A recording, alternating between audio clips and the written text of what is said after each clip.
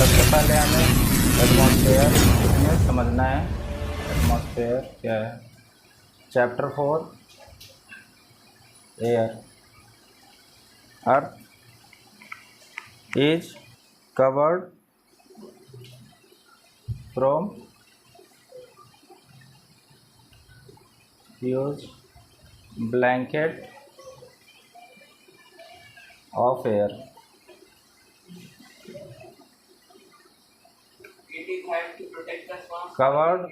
Covered from air is known as atmosphere.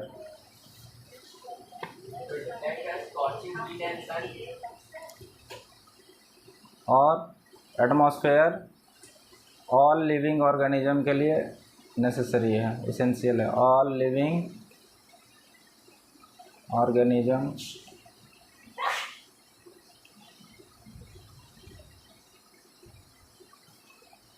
are dependent on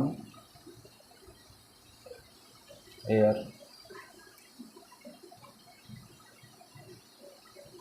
plant, even plant के साथ साथ जितने भी लिविंग क्रिएचर हैं अर्थ पर, चाहे बैक्टीरिया ही क्यों ना हो, सबको एयर चाहिए।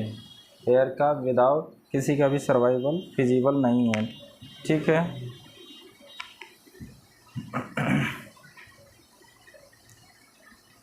और एटमॉस्फेयर ही हमें क्या करता है? एटमॉस्फेयर की वजह से ही हमें ये प्रोटेक्शन देता है अल्ट्रावायलेट रेज से। Protect from ultraviolet rays emitted from sun.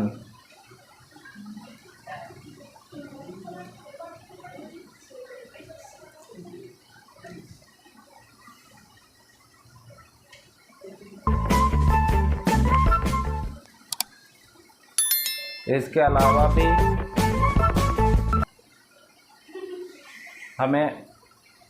हम जो रेडियो वगैरह चलाते हैं, रेडियो में जो फ्रीक्वेंसी रिसीव होती है उसमें भी ये हेल्प करता है। उसके साथ साथ इसके बिना वाटर साइकिल कंप्लीट नहीं हो सकता है। वाटर साइकिल कंप्लीट करने में इसका इम्पोर्टेंट रोल है। तो एटमॉस्फेयर में हम देखेंगे एयर के बारे में बेसिकली कि एयर का कंपोजिशन क्या है। तो एयर के अंदर 78% नाइट्रोजन होता है, 21% oxygen, CO2 0.03%, 0.93% argon,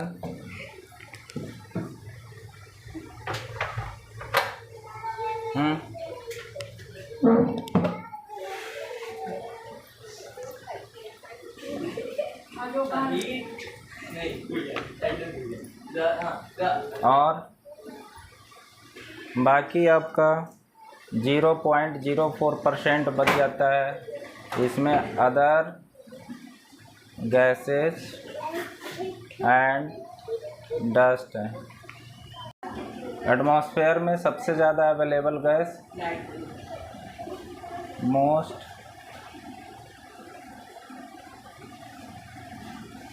available gases are mainly nitrogen and oxygen.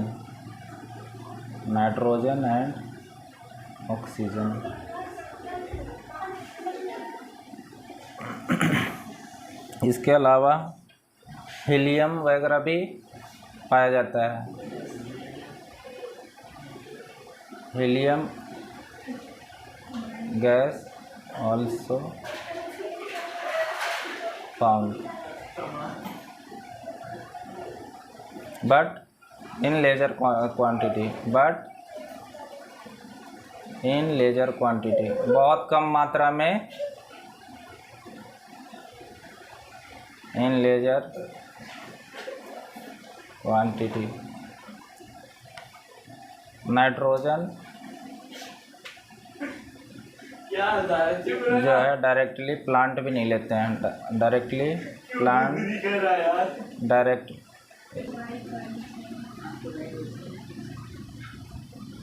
Plant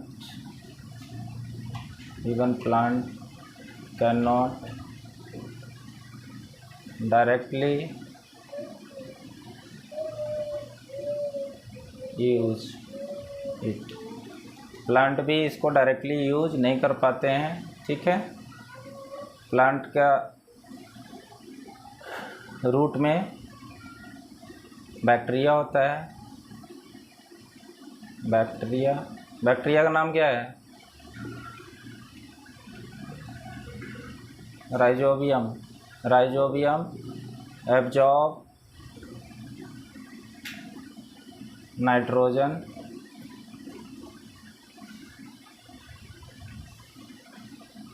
and convert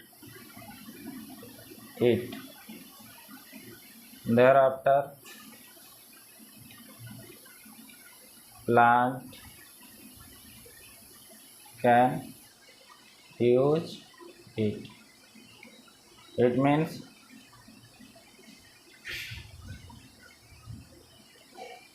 plants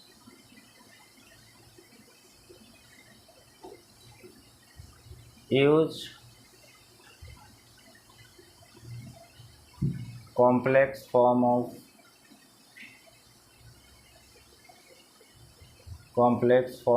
nitrogen।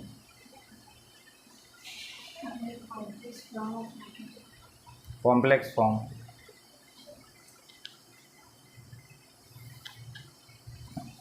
even we also take some part of nitrogen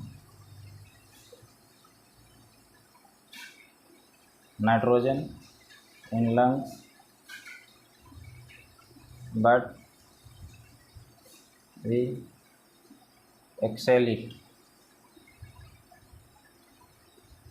हम लोग थोड़े बहुत बाकी ऑक्सीजन वगैरह के साथ हल्का फुल्का हमारे लंग्स में चला जाता है, बट हम इसको यूज नहीं कर पाते हैं और इसको एक्सहेल कर देते हैं, ठीक है। इसके बाद आ जाती है साइंस में इसी चीज़ पे चैप्टर है रेस्पिरेशन पे। इसके बाद आ जाता है नाइट्रोजन बहुत ही खतरनाक गैस होता है, ठीक है। रेस्टोरेंट वगैरह में आप देखे होंगे वो आइसक्रीम्स के ऊपर से ना धुआं स्मोक निकलता हुआ, ठीक है। तो अगर वो आइस में रखा हुआ है तो वेल एंड गुड, ठीक है। डीप फ्रीजर से निकाल के दे रहा है तो ठीक है, अदरवाइज वो नाइट्रोजन से प्रिजर्व करते हैं। नाइट्रोजन का मेल्टिंग पॉइंट बहुत नाइट्रोजन मतलब उसका वो काफ़ी कम टेम्परेचर कर देता है, मतलब -73 टाइप का रहता है, ठीक है। काफ़ी ठंडा होता है, काफ़ी ठंडा नहीं, बहुत ठंडा रहता है, एक्सट्रीमली, ठीक है। बहुत कोल्डर गैस है। और अगर गलती से वो आइसक्रीम आप जैसे ही सर्व किया और अगर खा लिए तब तो दांत का छोड़ो आँख बाहर आ जाएगा, हाँ, इंटेस्टाइन आपका फट जाएगा, हाँ, इतना डेंजर होता है, ठीक है। पेट में ऐसा होल कर देगा, ठीक है। तो इसीलिए उसको ये तुरंत कंज्यूम नहीं करते हैं, उसका जो है नाइट्रोजन को निकलने का वेट करते हैं। अदरवाइज ये नाइट्रोजन वगैरह से गैस टेस्टिंग एसी वगैरह में ना लीकेज भी टेस्ट करते हैं कि कहीं से निकल रहा है तो पता लग जाता है उसको, ठीक है। उसको पता लग जाता है कि कहाँ से लीकेज हो रहा है, आइस जम जाएगा, ठीक है। बहुत डेंजर होता है और अंदर पेट ही फट जाएगा, पेट फटा भी है, लोगों का पेट फटा भी है। कोल्ड ड्रिंक समझ कर नहीं, वो ऐसे थोड़ी पीते हैं। आइसक्रीम में वो रहता है, आइसक्रीम में वो उसको प्रिजर्व करते हैं ना, वो जमा रहेगा।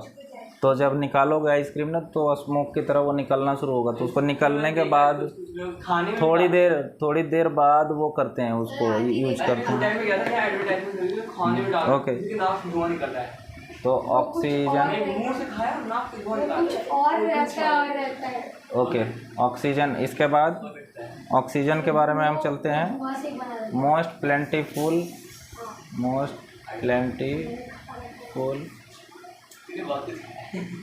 गैस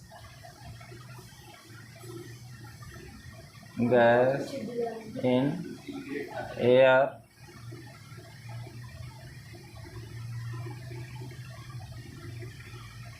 which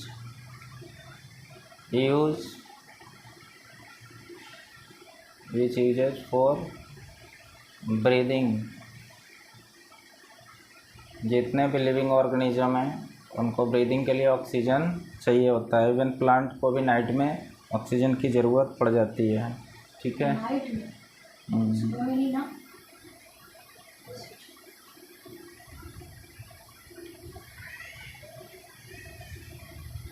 उस हिसाब से नाइट में तो ऑक्सीजन की थोड़ी कमी पड़ती होगी सर। नाइट में ऑक्सीजन पिछली बार बताया था कि पेड़ होते थे ग्रीन प्लांट पेड़ करते हैं रात में oxygen. Green plant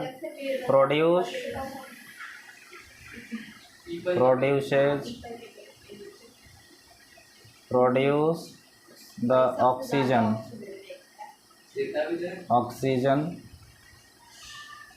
hence amount of oxygen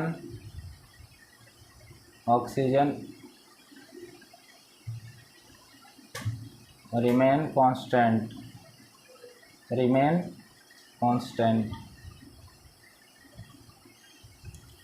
ठीक है। अब आ जाते हैं CO2 के बारे में। हाँ, पानी चाहिए। Green plants use it during photosynthesis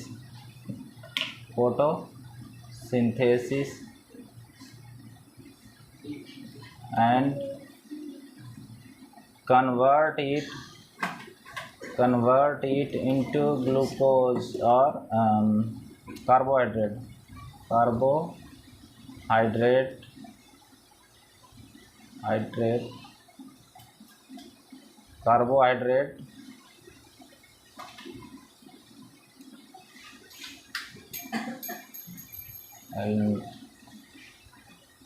इससे ये कार्बोहाइड्रेट कन्वर्ट कर देते हैं यूजिंग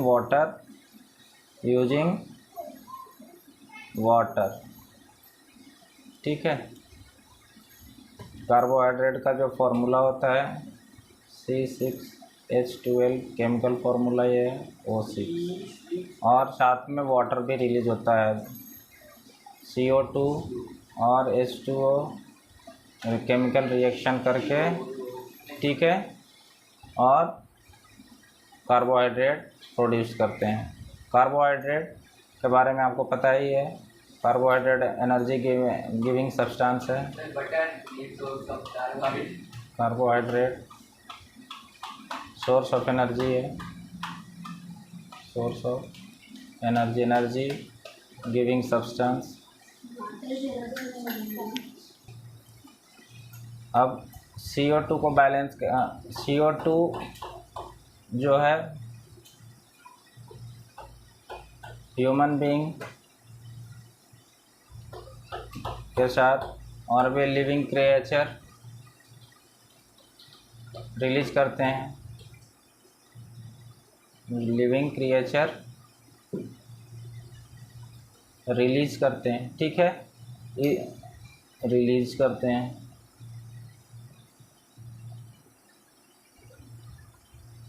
इसको बैलेंस प्लांट करते हैं। इसको बैलेंस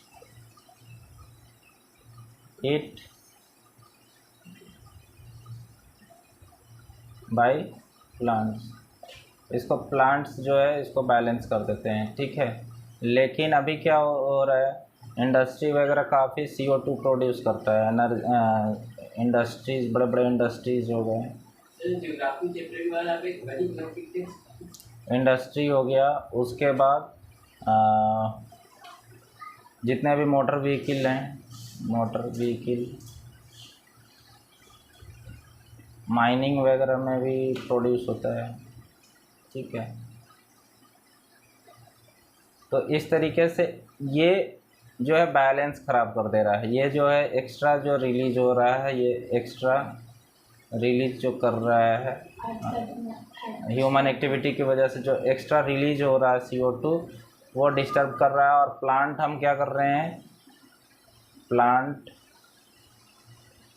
काट रहे हैं, प्लांट हाँ डिफॉरेस्टेशन कर रहे हैं। क्या कर रहे हैं, डिफॉरेस्टेशन। डिफॉरेस्टेशन क्यों कर रहे हैं, डिफॉरेस्टेशन इसलिए कर रहे हैं कि हमें ना, डिफॉरेस्टेशन का रीज़न है, डिफॉरेस्टेशन, इसको ध्यान से समझो। टू कंस्ट्रक्ट हाउस, ठीक है। उसके अलावा industry, to set up industry, to set up industry, उसके लिए हम पेड़ को काटते हैं जगह के लिए, ठीक है, लैंड को फ्री करने के लिए, to free up the land, ठीक है। इसके अलावा गवर्नमेंट एजेंसी, बात मत करो, government agency good evening sir. Deforestation करती है। क्यों, इनको भी रोड कंस्ट्रक्शन करना होता है, रोड रेलवेज के लिए ज़मीन चाहिए, रोड रेलवेज के लिए, इंफ्रास्ट्रक्चर के लिए, basically to built up the infrastructure, to built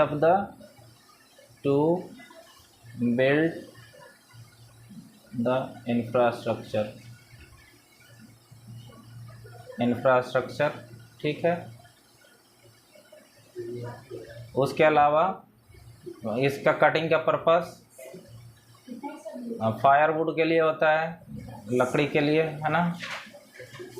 उसके अलावा वुड्स के लिए होता है डिफॉरेस्टेशन, लकड़ी काटते हैं हम, सॉरी, फर्नीचर के लिए, फर्नीचर के लिए।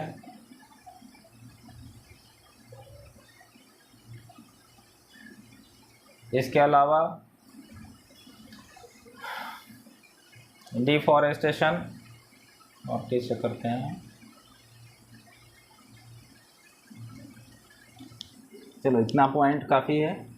और डिफॉरेस्टेशन होने से क्या होगा, सबसे पहले जहाँ पे ऑक्सीजन कम, प्लांट हैं, ठीक है, ये सॉइल को पहले तो इनके जो भी जड़ है उसको होल्ड करके रखता है, पकड़ के रखता है, ठीक है, रोकता है, ठीक है। प्लांट्स सॉइल इरोजन को कंट्रोल करता है, सॉइल इरोजन को कंट्रोल करता है। अब सॉइल इरोजन को कंट्रोल करता है जब है, तो इसको हटा दिए तो सॉइल इरोजन बढ़ेगा नहीं बढ़ेगा, हाँ, तो सॉइल इरोजन बढ़ जाएगा। सॉइल इरोजन होने से क्या होगा, कहीं गड्ढा हो जाएगा, है ना, हाँ। इसके अलावा ये लैंडस्केप भी करवाता है, लैंडस्केप की एक्टिविटी हो जाती है, ठीक है, पहाड़ी टूट जाता है, ठीक है। इसके अलावा सॉइल इरोजन हो गया। ये आपका सॉइल है, सॉइल में कई लेयर होते हैं, ठीक है, कई लेयर हैं। तो सबसे टॉप लेयर में मिनरल्स होते हैं, मिनरल्स पाए जाते हैं, है कि नहीं, मिनरल्स इसके अंदर है, और भी न्यूट्रिएंट्स हैं जो प्लांट को सपोर्ट करते हैं, न्यूट्रिशन देते हैं, ठीक है, तो वो वाटर की वजह से क्या होगा, सारे वॉश आउट हो जाएंगे, ठीक है। तो लैंड क्या हो जाएगा, बैरन लैंड हो जाएगा। उसके बाद ये क्या करते हैं, रेन को अट्रैक्ट करते हैं अपनी तरफ, ठीक है, बारिश को, क्लाउड को अट्रैक्ट करते हैं। ये मान लो क्लाउड है और क्लाउड को अपने तरफ खींचते हैं, क्या हुआ, क्लाउड को अपने तरफ अट्रैक्ट करते हैं। तो ये बारिश इसके वजह से फॉरेस्ट रीजन में खूब होती है, ठीक है। जब प्लांट ही काट दिए तो बारिश ही नहीं होगी, बादल आगे चला जाएगा, ठीक है, और वहाँ पे बारिश बिल्कुल नहीं होगी, जिसके वजह से वहाँ कैसी हालत हो जाएगी, ड्रॉट की सिचुएशन आ जाएगी। वेरी गुड, ठीक, सारी चीज़ें एक दूसरे से जुड़ी हुई है, ठीक है। अब ड्रॉट हो गया, ड्रॉट हो गया तो वहाँ पे कोई वैसे ही नहीं रहेगा, पानी भी नहीं मिलेगा, वाटर लेवल रिचार्ज नहीं होगा, water level does not recharge, do not recharge, तो रिचार्ज नहीं होगा तो वाटर लेवल ड्रॉप हो जाएगा, वहाँ पे वाटर टेबल ड्रॉप हो जाएगा। वाटर टेबल ड्रॉप होने की वजह से लोगों को पीने के लिए पानी नहीं मिलेगी, ठीक है, और वहाँ डेजर्ट बन जाएगा, डेजर्ट हो गया। अब गलती से इस डेजर्ट में बारिश हो गई, बारिश अगर आ गई तो फ्लड आएगा, फ्लड आ जाएगा, हाँ,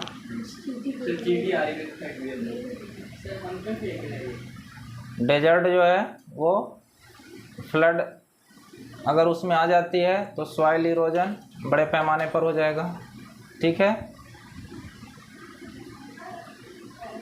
ठीक है, हाँ। क्या तक से सॉइल इरोजन रुक सकता है? नहीं ज़्यादा होल्ड करता है, बालू को कितना होल्ड कर लेगा, टेम्परेचर बढ़, हाँ बिल्कुल बढ़ेगा। रुको, ग्लोबल वार्मिंग, हाँ, ये अगर इंक्रीज इन टेम्परेचर, डिफॉरेस्टेशन हुआ तो वो क्या करेगा, टेम्परेचर को राइज कर देगा, ठीक है। टेम्परेचर के राइज होने से ग्लोबल वार्मिंग जैसी समस्या होगी, ग्लोबल वार्मिंग होगी। ग्लोबल वार्मिंग में सिर्फ यही इसी की वजह से नहीं होगी, इसके साथ CO2 भी अपना रोल देगा, ठीक है।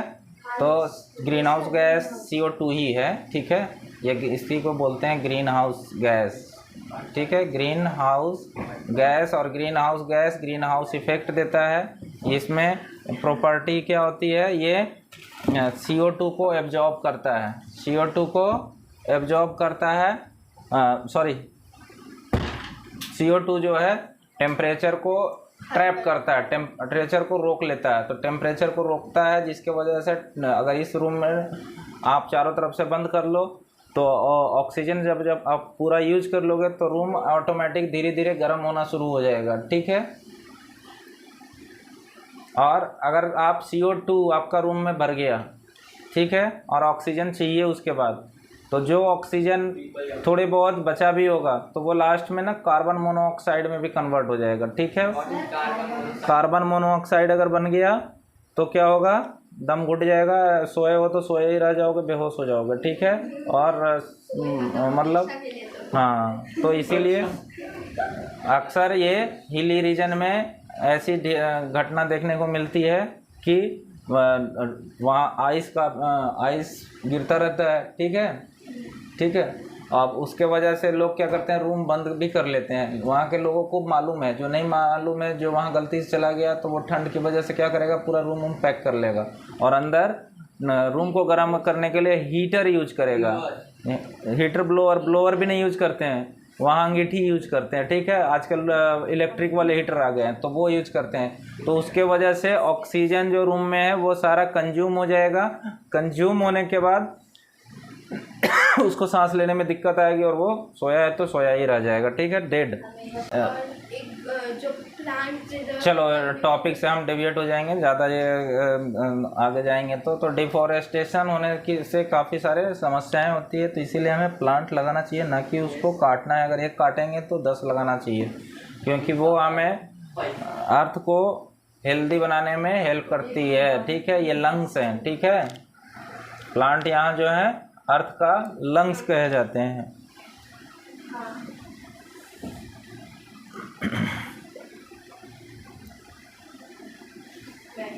तो the amount of carbon dioxide release by human और animal seem to be equal to the amount used by the plant which make a perfect balance.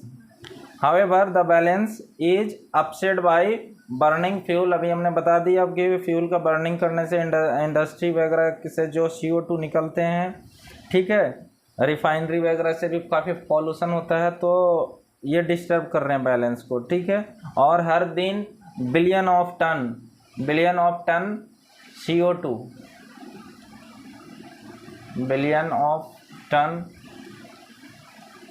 CO2 atmosphere में रिलीज हो रहा है, जो अच्छी बात नहीं है। ग्लोबल वार्मिंग जो बढ़ाने का काम कर रहा है, और ग्लोबल वार्मिंग बढ़ेंगे तो पोलर के दोनों आइस ये पिघल जाएंगे, और मेल्ट होने की वजह से सी लेवल राइज करेगा। सी लेवल राइज होने से कई कोस्टल एरिया छोड़ दब जाएगा। हाँ, CO2 की वजह से ये सब चीज़ें हो रही है, और उसके वजह से कई आपके जो समुद्र के किनारे जो बड़े बड़े शहर बसे हुए हैं, और बड़े बड़े कंट्रियाँ हैं, काफ़ी डेवलप्ड कंट्रियाँ भी हैं, तो उनके कई शहर वैसे ही डूब जाएंगे। ठीक है, तो ये एक बहुत बड़ा थ्रेट है, और इससे निपटने के लिए हमेशा क्लाइमेट से रिलेटेड कन्वेंशन वगैरह इंटरनेशनल ऑर्गेनाइजेशन करते रहती है, और सारे क्लाइमेट कन्वेंशन है और उसका मीटिंग होता है, उस पर ये सब के बारे में बात होती है। ठीक है, उसी में कार्बन क्रेडिट वगैरह बहुत सारी चीज़ें हैं जो डेवलपिंग कंट्री को दिया जाता है, तो ये सब आपको पढ़ना नहीं है तो मैं बताऊंगा नहीं। ठीक है, इसके बाद स्ट्रक्चर ऑफ सबसे नीचे आपका ट्रोपोस्फियर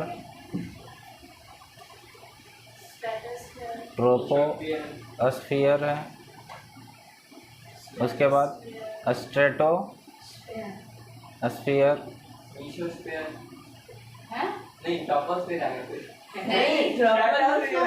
सबसे नीचे मेसोस्फियर, और मेसो के बाद बताओ।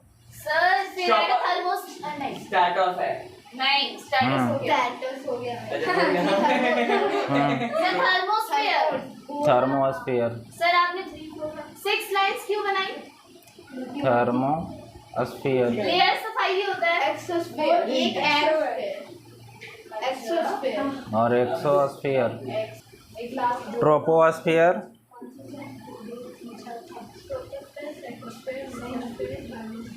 ट्रोपोस्फियर का एवरेज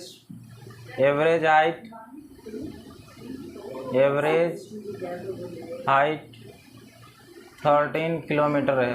13 किलोमीटर, तो ये 18 किलोमीटर तक हो सकता है। 3 किलोमीटर से 18 किलोमीटर है। ठीक है, द एयर, जो भी एयर हम ब्रीथ करते हैं सारे इसी में पाए जाते हैं, और जितने भी गैसेज हैं, नाइट्रोजन वगैरह सारे इसी में पाए जाते हैं। नाइट्रोजन, CO2, ऑक्सीजन, ठीक है, ये सारे इसी के अंदर पाए जाते हैं। ठीक है, इसके अंदर और भी एक इंटरेस्टिंग चीज़ है, वो है आपका ये क्लाउड।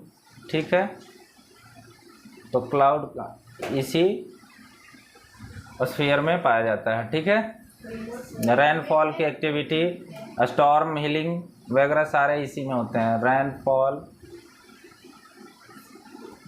स्नोफॉल, हेल स्टॉर्म में पत्थर गिरते हैं। पत्थर गिरते हैं मतलब वो पत्थर नहीं, पानी जो है सॉलिड स्टेट में गिरता है, और उस काफ़ी हार्ड होता है हेल स्टॉर्म। ठीक है, यह सब इस लेयर के अंदर होता है। ठीक है, उसके बाद आ जाता है आपका स्ट्रेटोस्फीयर। स्ट्रेटोस्फीयर जो है ये आपका ट्रोपोस्फीयर के ऊपर है और इसका हाइट जो है 50 किलोमीटर तक है, अप टू 50 किलोमीटर तक ये आपका इसका हाइट है।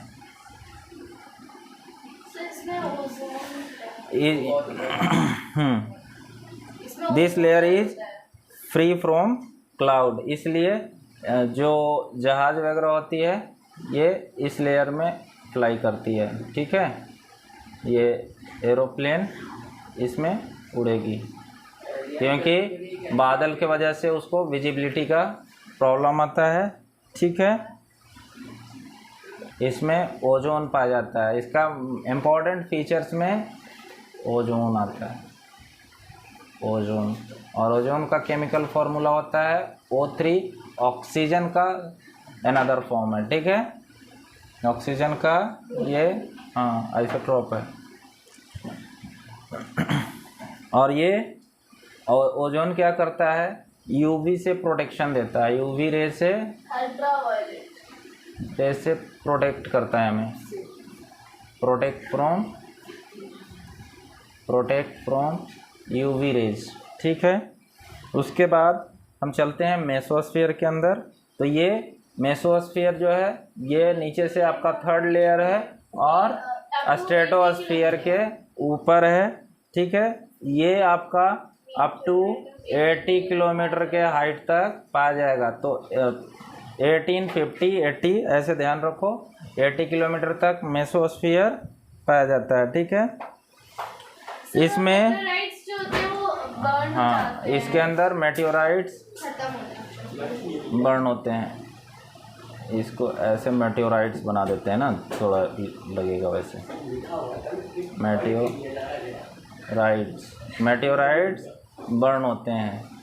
बर्न क्यों होते हैं, तो एयर के फ्रिक्शन की वजह से वो जलते हैं, ठीक है। तो जब ये इसमें आते हैं तो ये पूरी तरीके से बर्न हो चुके होते हैं, ठीक है। इसके बाद आता है थर्मोस्फीयर। थर्मोस्फीयर में टेम्परेचर इंक्रीज करेगा, टेम्परेचर राइज करेगा, टेम्परेचर धीरे धीरे राइज करना शुरू करेगा। जैसे जैसे ऊपर जाओगे टेम्परेचर बढ़ना शुरू हो जाएगा। और हाँ, और ये आपका 120 किलोमीटर के आसपास तक ये पाया जाएगा, 120 किलोमीटर, ठीक है, ठीक है। 120 और 400 ही होता है।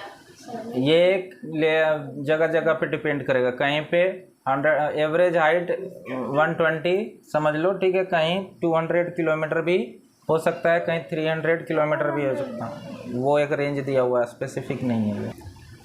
रेडियो वेव का ट्रांसमिशन ऑफ रेडियो वेव इसी स्फीयर में होता है, ट्रांसमिशन ऑफ रेडियो वेव, और यहीं से टकराकर रेडियो वेव रिटर्न होकर वापस अर्थ पे आती है और हम लोग रेडियो वगैरह सुन पाते हैं, ठीक है, ठीक है। हाँ, सैटेलाइट ये इस लेयर में रहती नहीं है, जिनके ऊपर ये इसमें नहीं रहती, अलग बात है। हाँ, ये तो अर्थ का ही है, अर्थ के बाहर रहती है, ठीक है। एक्सोस्फीयर सबसे ऊपर का आपका आ जाता है, अपर लेयर ऑफ एटमॉस्फेयर है, ये अपर लेयर ऑफ एटमॉस्फेयर। इसमें एयर का बहुत ही थीन लेयर होता है, एयर थीन लेयर में इसमें पाया जाता है। इसमें हीलियम और हाइड्रोजन वगैरह होते हैं, क्योंकि हीलियम और हाइड्रोजन दोनों क्या होते हैं, लाइट गैसेज होते हैं। लाइट नीचे जो है सारे भारी गैसेज नीचे हैं, और जैसे जैसे लाइट होता जाएगा वो ऊपर उठता जाएगा, तो सबसे लाइट उसमें लाइट गैसेज में हाइड्रोजन और हीलियम एक्सोस्फीयर के अंदर पाए जाते हैं, ठीक। अरे क्या हो गया, देखिए हाइड्रोजन इस वापस हो जा रहा है, चलो नीचे लिखते हैं।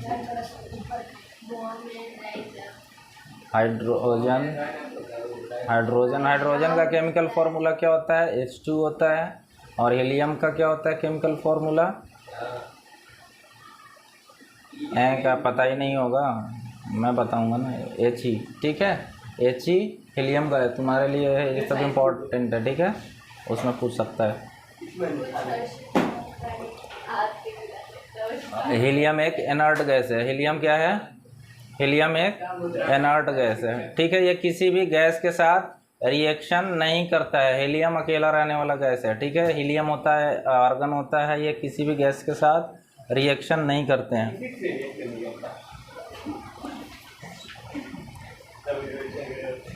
इसके बाद ये लाइटर होता है, lighter in weight, lighter in weight. तो ये ऊपर हमेशा राइज करने की कोशिश करता है। वेट इसका काफ़ी कम होता है, इसके वजह से ये सबसे ऊपर रहने की कोशिश करेगा, ऊपर उठेगा। हाइड्रोजन हीलियम भी लाइट ही होता है। सन के अंदर हाइड्रोजन और हाइड्रोजन ये दोनों कंबाइन होकर हीलियम बना देते हैं।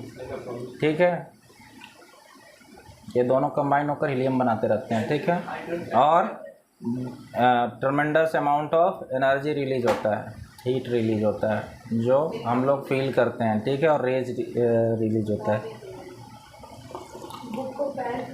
इसके बाद आ जाता है, चलो ये सब एक्स्ट्रा फैक्ट्स थे। इसके अलावा मैं बाकी चीज़ें वापस सब चलते हैं बुक पर। ठीक है, हाइड्रोजन ही वो गैस थी जो पूरे यूनिवर्स में सबसे पहले